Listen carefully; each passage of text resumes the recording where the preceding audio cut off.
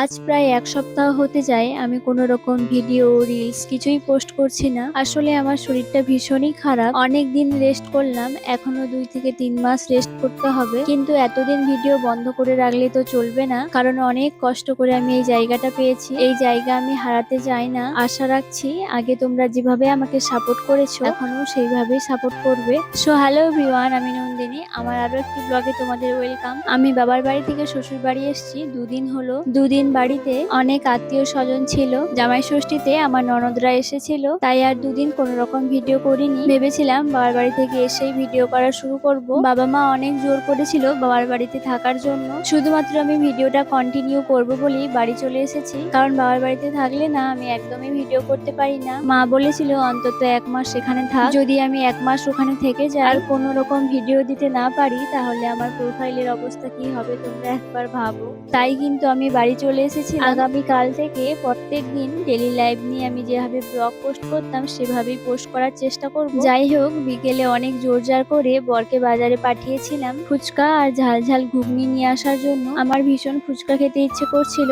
অনেক জোর জবরদস্তি করার পর বর বাজারে যায়। আমার জন্য ফুচকা আর ঝাল ঝাল ঘুগনি নিয়ে এসেছিল, সঙ্গে কিছু কাঁচা সবজি বাজারও করেছিল। ঘুগনিটাতে কিন্তু বাজার থেকে কোনো রকম মশলা দেয়নি। বর একটু পেঁয়াজ কুচে দিয়েছিল, ওপর থেকে লেবুর রস ছড়িয়ে দিয়েছিল, তাতেই যে কি টেস্ট হয়েছিল।